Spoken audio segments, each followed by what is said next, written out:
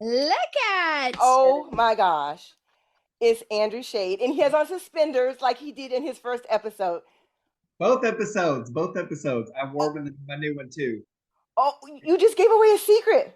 No, total secret. Yeah, I brought them to Africa the second time, and they were going through my clothes. The producer trying to pick out what I was going to wear for the beginning, and I was like, "Now I did wear suspenders on the first one, so I brought some just in case." And they were like, "You're definitely going to wear them again, then."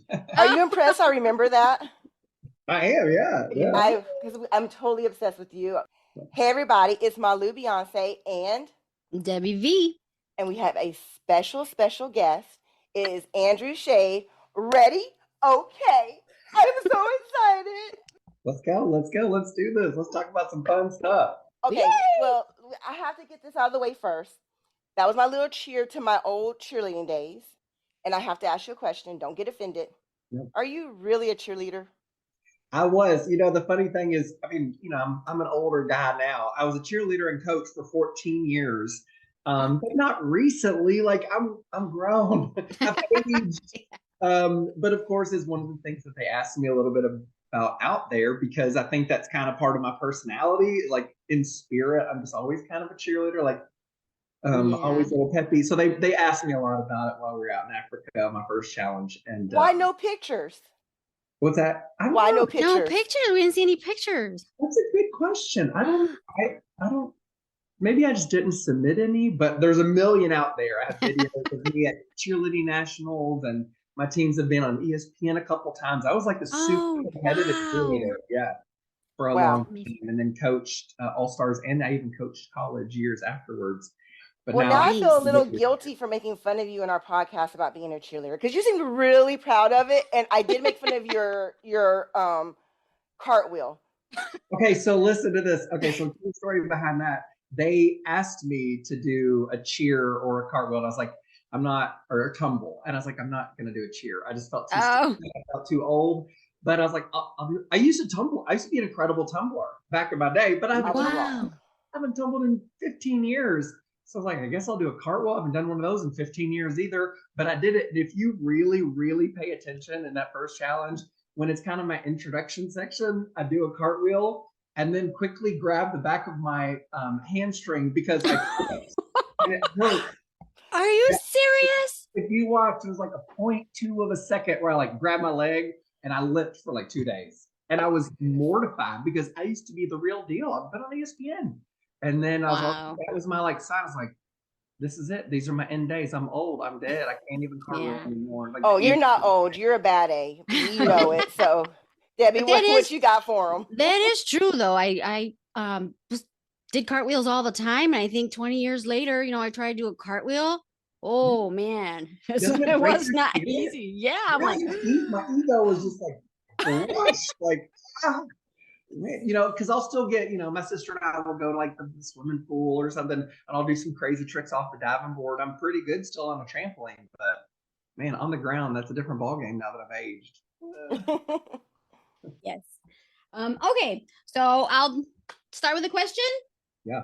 My first question I wanted to ask, and I was telling Malu today because I was a little hungry earlier, and I was thinking, how 21 days, first of all, and I don't know how many days you went without 13. Eating.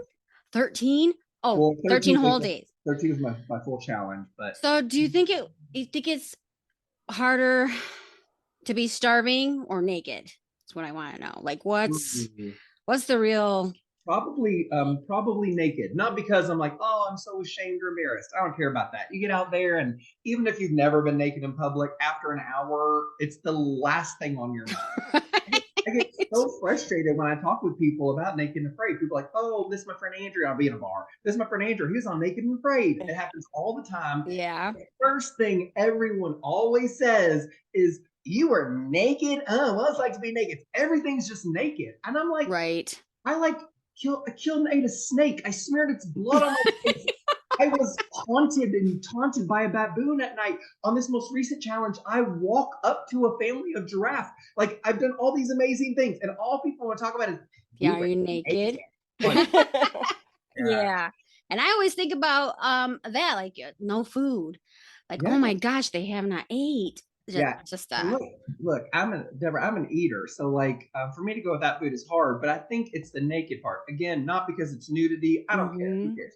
We all got a body. We all got a butt. Who cares? But right. it's the sunburn, the windburn, the chills at night, the bugs having full access to your skin. So that's why I think it's the naked part. It's just everything that your skin's not accustomed to. Exactly. Right. And talking about being naked and eating, I want to know what the hell Elizabeth was eating when you were getting your butt examined the first time, because she's right next to your butt chewing on something that looked like a chicken wing. And me and Debbie have a debate on if that was a chicken wing or not. But what was she eating? We definitely didn't have chicken out there, so it wasn't chicken wing. I'm trying to think what that could have been. It was either snake bones. We had wild spinach that we could pick and eat every day, which didn't taste too bad, actually. And we had something called Malolo fruit or Marulo fruit, which is like these kind of like little, they look like little baby mandarin oranges maybe. But the center is like this hard pit, like this hard shell. So we actually ate the rind. Could you imagine like eating an orange at home and eating the rind? Like we did that out there just as extra substance in your stomach. But all you could really do is kind of suck on that seed. It had a little bit of pulp on the outside. So like you could just kind of get those vitamins and that sugar just by kind of sucking in a little bit of that juice, and you spit this pit out. And you could crack that open. There's another teeny little nut inside, but honestly, she's probably flossing with a stick or a little piece of she was like, there's something in his butt, all right. Yum, yum, yum, yum, yum, yum. I'll tell you. I was like, was that a bone? And see, I thought, I just spit really big. I thought that it had to be something that you killed with a deadfall or something that they just didn't show, because I know you have way more skills. And I was like, he definitely did more and they just didn't show it. Am I right? Yeah, for sure. I mean, there's definitely a lot of things, and it makes sense. You have to bring all these days in our circumstance, 13 days, and down to like 43 minutes is the average hour-long TV shows. 43 minutes of footage, so a lot of it's cut out, and that makes sense, of course. But I think all the big stuff they really did put in there. Our snake and the clams, which were awful for me. I don't eat seafood at home. Like if I were to eat a clam here, cooked and prepared in butter and salt and pepper, I would still dry heave just like I did out there. Right. But why did you chew it? Why didn't you just swallow the clam? You are so right. It just took me a minute to get there and to figure that out. I thought, because some people will get out there and I'm a vegetarian or that looks gross, I won't eat that. I won't do that out there. That's a survival situation. If you have the opportunity to eat something, you're a moron not to eat it. But so I was going to eat it no matter what, even though the thought grossed me out. But at first I thought I'll just chew it fast and go. Couldn't do that. So then I did. Well, you're right. I chopped it in these itty bitty tiny pieces and just swallowed them down. Yes, that's what I was thinking. It's like, I called you out. A minute. It's a gift now. So if anything ever grosses you out, I want you all out there to use the gift of me going. Yes. I send it to my friends about it. Oh, okay. I'll go. Yes. I have, only because I really want to know what happened. I have a question. Can we get an update on like the tick situation and how that ended? Is your butt healed? Yeah. So kind of the longer story of that is I started feeling that pain right below my coccyx. That's your tailbone. So your butt cheeks go into the top of your butt crack, right? And that's where your tailbone sits. And it was really at the top of that. So people think it wasn't my anus. It wasn't my butthole. It was right below the top. It was at the very top. So it didn't touch the really sensitive skin. Man, we're getting personal on this. And but I felt sore pretty early on, and I actually had Elizabeth look at it, my partner, after a day or two. She did at the time at-home care, so she would go in to work with the elderly in their homes, and so she's nice. all kinds of things, and she's a total badass. And she and I, when you're out there, you and your partner get so close so fast. I would in imagine. The world, I've been with my boyfriend for over 2 years. I still will not fart in front of him. I won't do it. I just won't do it. But out there, I'm just like letting them wreck in front of Elizabeth, like, who cares? Because we're disgusting. And so who cares when you're out there? But so she actually checked me out and said it looked like a bed sore. And then the medic checked it out and said it looks like a spider bite. And Oh. then days later, it continued to hurt. So the medic looked again and said, there's ticks, 3 of them. And I think I actually got bit by a spider, which softened the tissue, which released, I don't know, human smell. And the ticks were like, we're moving in. And that's what I Oh think. my gosh. Which makes it worse probably. But then afterwards, they had to lance me open with a scalpel and scrape out the infection, which is I just figured, yeah. I'm like, yeah, he had more done. Yeah. yeah, it's just like getting. I compare it to getting a bullet cut out of you if you were shot in the Wild West. Right? You just lay down. The medic literally told me, get a stick, bite down on it, because this is not going to be good. Yeah. And I was like, oh, like I didn't know it was going to be that bad, and it was. It was the most painful thing you could ever imagine. I actually think I did a good job of like keeping myself composed, because most people would have jumped up and run away in the jungle because it hurt so bad. But once he kind of got it scraped out, it felt fine. It relieved that pressure pain, and I was like, all right, let's go. Let's go to day 21. I'm ready to kick some butt. We wonder why you didn't argue with them, why you didn't try to stay. I did a little bit. Something that they don't show. But you're told at the beginning, medic has full say, and arguing will not help you ever, unfortunately. And I get that too. That makes sense. Like Discovery Channel does not want to lose someone out there, and it could happen. That's why the medics are there. The environment can be dangerous, so I absolutely understand. I hold no remorse toward my medic or Discovery Channel. I don't want to die out there either. I want to come back and have another adventure, which I did. Exactly. And we're so happy you did. Well, let's see. What's worse, you think? EJ getting surgery on his testicles or the tick extraction? What you think is worse? Yeah. I'm gonna go. I think I got him beat. I think it was getting cut open. Now he was sewn closed. Right. Those are features. It wasn't easy. It wasn't painless. Trust me, that was brutal. And actually, on his very first challenge, he'd have a super painful lancing on his foot. So EJ is I think EJ and I are maybe neck and neck on this pain threshold. There's been all kinds of injuries out there, but I do think EJ and I are up at the top tier of that for what we actually have to go through. He's a beast, and I love him. But I'm gonna give it to you because you're right. Cutting open and closing are 2 different things, and us being women, things coming out, we know that's harder than just sewing something up. So I'm gonna go with you. Yeah, they're both sensitive areas. Yeah. Oh my goodness. No. It's so frustrating because then after all my experiences out there killing and gutting and eating the snake and all these fun things I did, stare down crocodiles, things you didn't even get to see. And the one thing that everybody knows me about is, oh, you're the butt tick guy. Like it literally that night on Twitter, #butt tick went viral for a little bit. I was on Pop News and a lot of those entertainment news shows, basically saying, "What a dumbass for going in the wild and getting ticked in his butt." Well, that was actually one of my next questions, and it was supposed to be Debbie, but this goes right into it, and then I'll let Debbie go.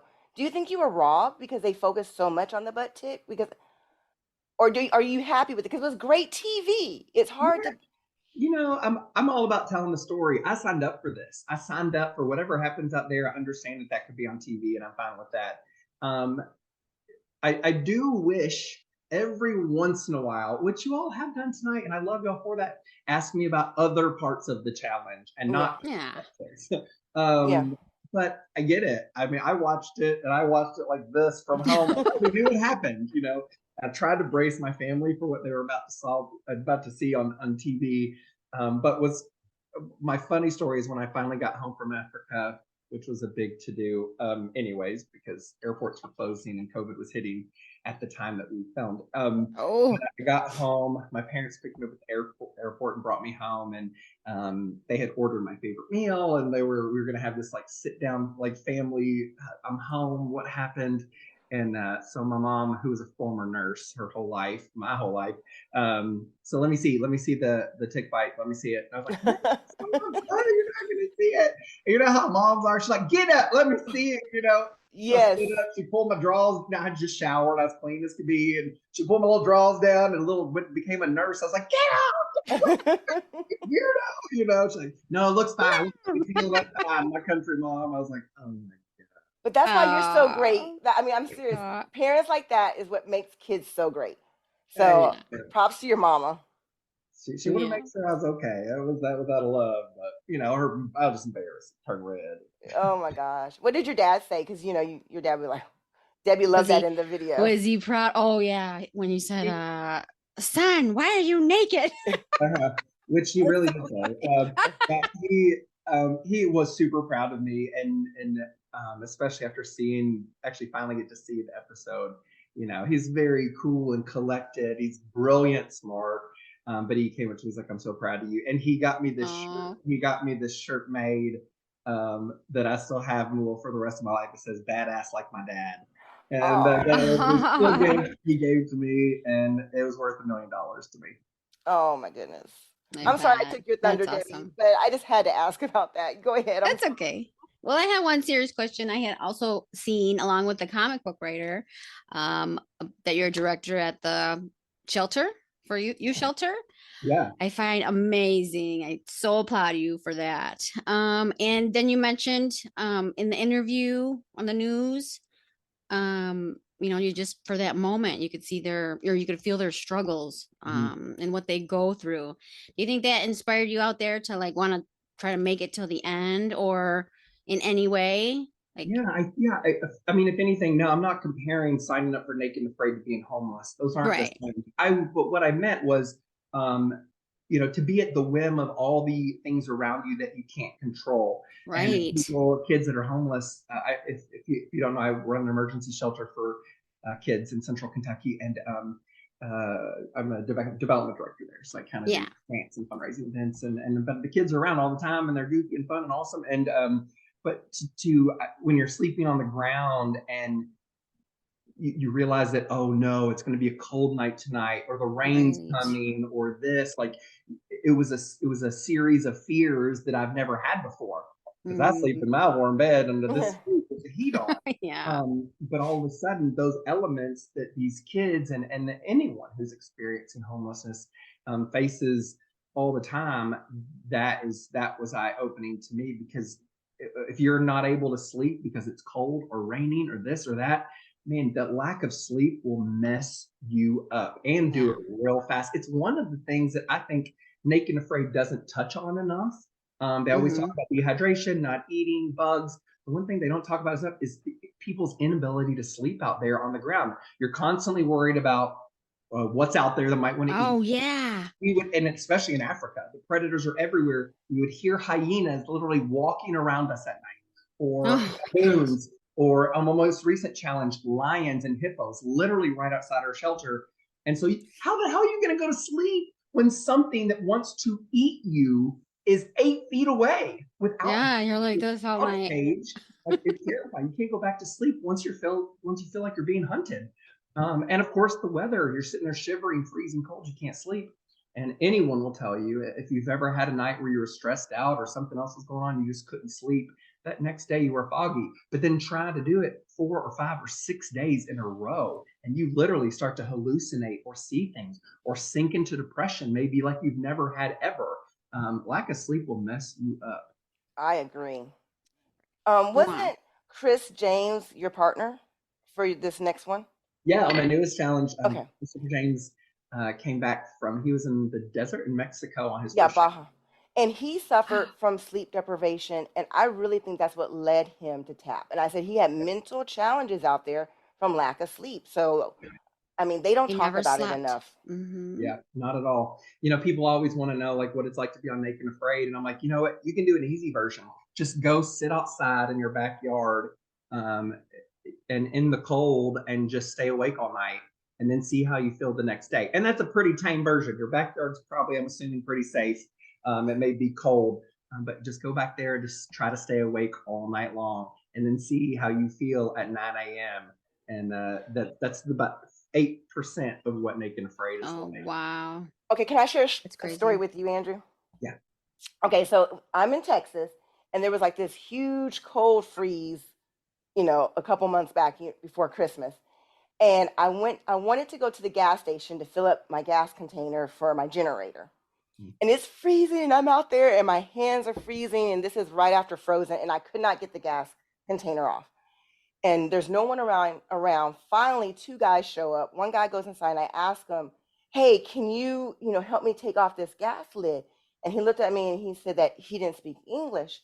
And then I started trying to explain to him, I'm so freezing, my hands, I can't feel. I'm trying to explain to him in English, what I needed. And then I said, "What am I doing? I speak Spanish." And I started talking to him in Spanish, but when you're cold and your faculties Yeah. are not all there, you really get dumb. I was like, Yeah. I speak Spanish. Right. I noticed that, when you get to see your challenge finally on TV, the clips that they use, just like words that we use, or I would stutter over something, or somehow I would phrase something like I would never say it that way at home. But it's because your brain is operating much slower than it normally does. So sometimes people say something goofy or get a word wrong, and it's not that they're uneducated or what, it's because your brain just literally fires on only a few cylinders out there when you're malnourished and not sleeping good. Oh my goodness. And I was only Man. outside for 10 minutes. I can't even imagine being outside for 21 days. Forget that. Armchair survivalist, right, Debbie? Yeah, they did show a day too. You could tell like um things were getting to you guys, Oh yeah. eventually. And I don't know what happened that day. And I told Malu, and I'm like, it looked like a rough day. Like you guys even looked more dirty or covered with dirt. I'm like, they had a stressful day. Yeah. I When don't they went to that clip, I was Yeah, like, and I don't oh. have notes, but Andrew, I want to give you props because what she's talking about is when Elizabeth said something like, "My mother could do anything; she's a bad A," Oh, that day. and you were like, "So can her daughter," and it was so Oh touching. yeah. It was And I awesome. mean, that Yeah, y'all have a lifelong friendship, don't you? absolutely, for sure. I would trust her with anything. If she, I don't know how to put that word. If she had a knife to my throat, I would be zero worry. I would literally trust her with my entire life, forever.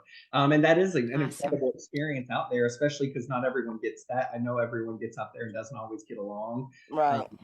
I was blessed to get along as well as I did with Elizabeth, and we both had down moments for sure. I remember on day 3 or 4, she was kind of laying down, and I said, "Hey, I know what you're feeling. I'm feeling it too." Because in some of the earlier days, your body kind of goes into this shock when you're eating at home and sleeping in a comfortable bed, and then all of a sudden you go out to the wild. Sometimes on these challenges, day 4, 5, and 6 are way harder than day 18, 19, 20 because your body is in this shock. It's in this Oh fight, yeah. right? We're not eating, we're not sleeping. What's going on? And eventually you kind of like calm down, and then you can ride that out to your end of your challenge. But it is often said by a lot of people that have done this challenge that days 4, 5, and 6 is when the most people are like, I want to tap out, I'm out. And it's because that initial shock on your body. And I know one time she was struggling kind of in one of those days, and I said, "I'm with you. You're not alone." I said, I'm going to give you, 15 minutes and have all these feelings, and then I want you to get up, and we got work to do. Do you hear me? And her face was covered, and she's like this. She was on. I Oh. was like, "All right, girl, we got Oh. you." But she also lifted me up just as much as I did her, and that's why I think we did so well. One of the frustrating things about being med tapped, at least in our case, with my infection and her scorpion sting, is of course you get to talk to the crew once you leave, and they all said we knew you all were going to make it to 21. We knew it. Everyone like Mhm. Yeah. placed their bets because we had fruit stored. We had found cactus that we could eat every day. Wild spinach was growing during that season in enough abundance that we could find it every day. So we knew we were going to make it to 21. And that And and that was one of my questions. Without, the ticks or the scorpion, do you guys think you could have made it held out? Oh. absolutely, without question. We had like planned out our schedule for the next week, to the end, and so that's why it extra hurt when we were med tapped, because Yeah, damn tough it, we had it. call. It was there. It wasn't like we probably would have quit a couple days anyway. It was like we had this clear path, and we saw it, and so that hurt. But And I loved her too. And I had told Malu, I've seen, tons of episodes, and I said, and I thought they had great chemistry. They laughed, had a sense of humor. Taking a bath. I yeah, was like, I love this episode. yeah, Yeah, she I think told she me, was great. yeah, She was and great too. our first night out there, one of my favorite parts of doing these challenges is sitting by the fire at night and just talking and getting to know these complete strangers.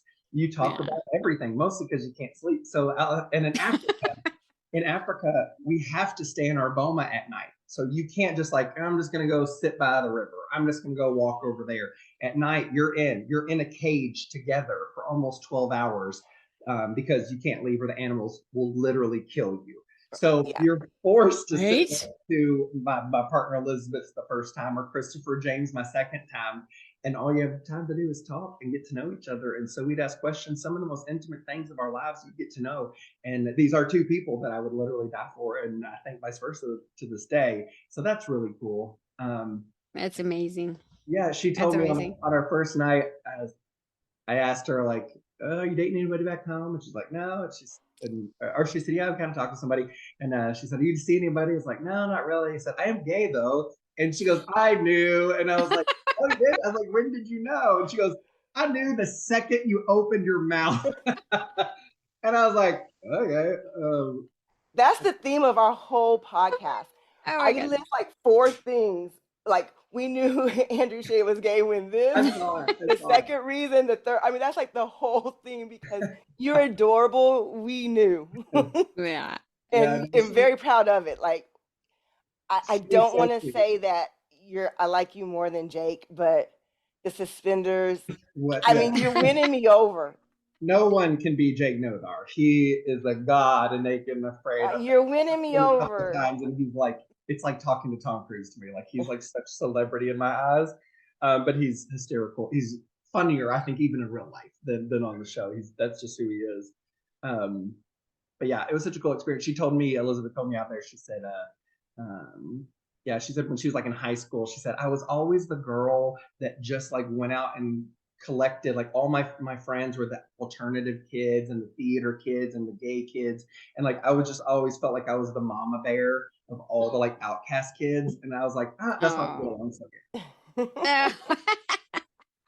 Was she okay? Was she okay with her scorpion bite? Absolutely, 100%. Yeah, there was Mm. thankfully no after effects with her. And same for me. They put Okay. me in antibiotics right away, and I had no after effects or issues at all. I did go back to my doctor once I go back to Kentucky, and told my doctor, I was like, I need a checkup on a tick bite. He's like, okay. I was like, on my butt crack, and he's like, hey, what?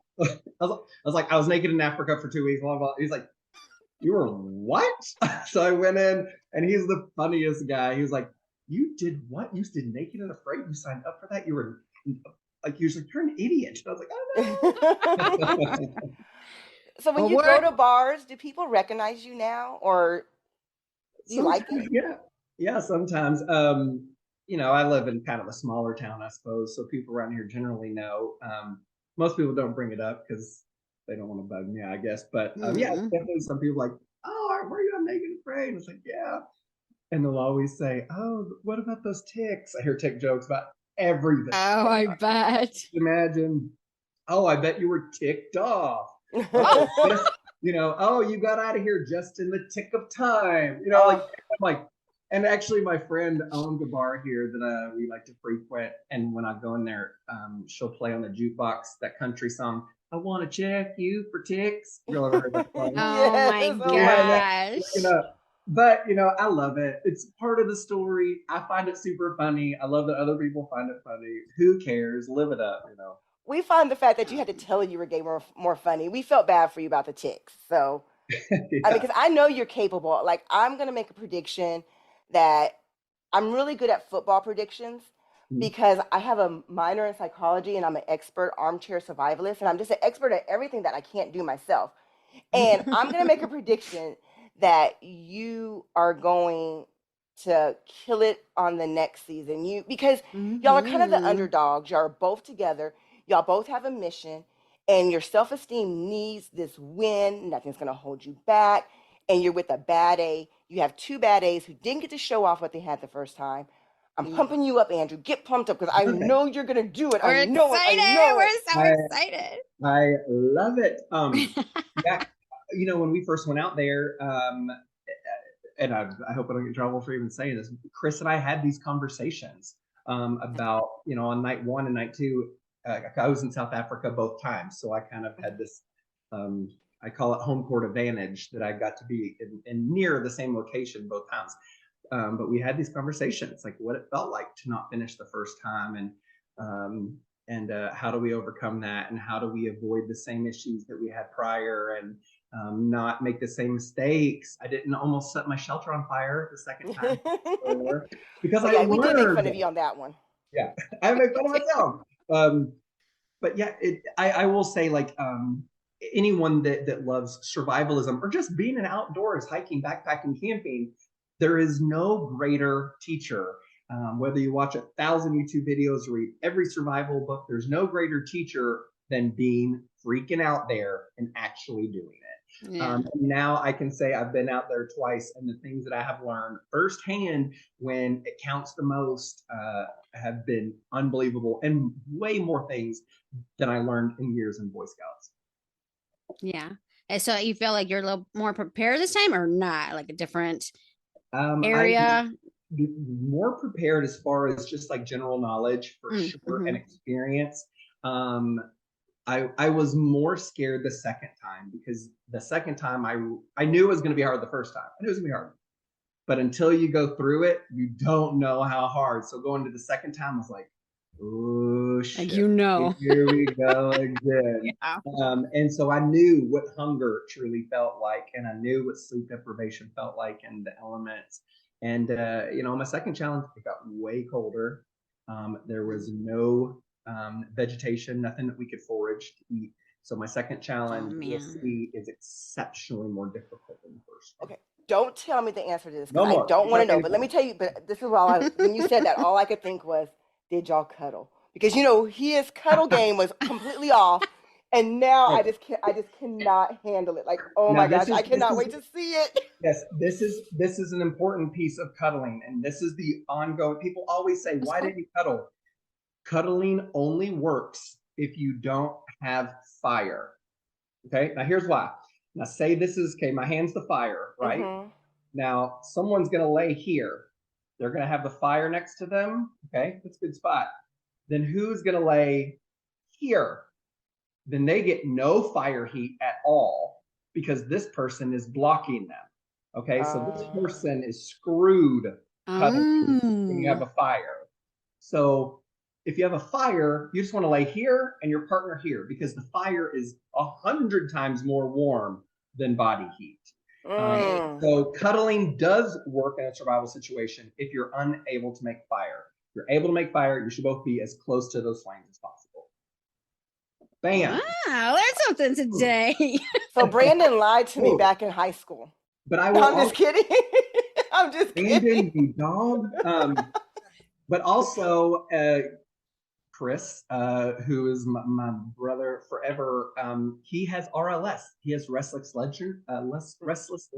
syndrome. Yeah. So he really doesn't even cuddle at home, because he can't. Because he'll he said that. That leg shake, and which you would keep your partner from being able to sleep as well. So that was also a piece of that I don't think they ever mentioned on his challenge. He may not have mentioned that at all. No, he did mention it. Oh, he did. And okay. I called him out on it, because when your wife gives you permission to cuddle strange, you take it. And so his wife personally reached out to me and said, thank you for getting on to him.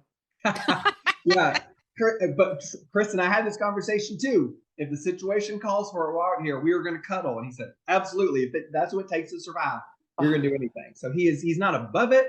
He doesn't think it's stupid. He just has to do it if the situation requires it. He's ready to do it. Well, great. Well, thank you so much for this time. Debbie, you have anything else? I have one more question, but I'm going to wait till the very end. I do have one more question. And I don't know if it's something you talk about or when do they come and ask you if you want to do another show? Yes. Or is it something like you're on board with if they ever want to come ask you, or how did that go? Yeah, you generally get an email that says, "Do you want to go again?" Oh, And then when you open that one, it's like, whoop, and you see it and read it, you just get kind of lightheaded. It's kind of drops like, oh God. What did your partner say? no. Was your partner like, do it, do it? Yeah, for sure. Yeah. My boyfriend's super supportive. It's Nice. tricky for us because on my second challenge, we've just bought a house. We haven't been here that long. And Oh, congrats. thank you. I'm in it right now. And the day that we got the keys to the house is the day I flew to Africa. So we had all of our belongings that we'd ever owned, all our furniture, all of my crap back here. All of it was in a truck out on the street. And he had to drive me to the airport, then get the keys and move all of our stuff in, decorate. Oh my goodness. And he moved here from another state, from Nashville. And so all of a sudden he's in a city he's never lived in a state he's never lived in, and I leave him for a month. And so, and my friends, my family, my parents, everybody, people came and helped, of course. But he's sexy, that's by the way. Awesome. That's so awesome. I have checked out your social media, and y'all need to make sure that you follow Andrew because he's hot. His boyfriend is hot too. I've checked out the pictures. He's laying over here on the couch right now. He is up to par. I give you my thumb and my seal of approval because I was like, oh, check him out. Look at his outfit. And that's what I want to know. How do y'all get your style? Because I have no style. And you and your boyfriend are just styling it all up. That is not true. First of all, your shirt is cute as can be. I've been wanting to comment on that. Thank you. I love it.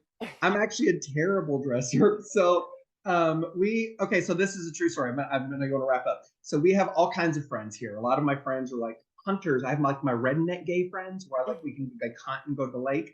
But then I also have my fancy gay friends, and I'm not really a fancy gay. So I call them the Gucci gays because I think they're Gucci and Prada.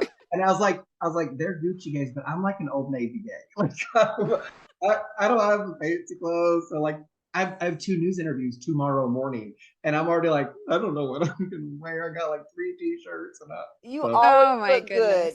You always look good. I like the suspenders. We love you for being on the show. We thank you so much. I cannot wait to see it. I'm going to put it out there again. Very excited. On Valentine's Day, I'm going to put it out there that by the end of the next show, when they show it, I believe that Andrew is going to be a freaking legend. I just know it. He's going to make history, and he's going to be a freaking legend. Him and Chris. And we can't wait. It's the power of both of them, and I believe it. I believe it. He made it I believe it. I did bring a bow and arrow set on the second challenge, and that was really fun to play with. Oh, nice. Yeah. Good. I know it. All right. Well, thank you so much, Debbie. Anything else before we go? Nope. I think we're good. Thank you so much for meeting us. It was great talking to you. Thank you so much. Thank you so much. And good luck with your interviews tomorrow. And I just cannot wait. I love you. And this is Heck Naa. And thank you again for Andrew Shayde being on the show. Peace. Peace out. Thank you so much. Y'all have a good one. Thank you for doing your Valentine's Day with us. Thank you. Happy Valentine's Day to you both. Yes, happy Valentine's Day. Bye. Bye.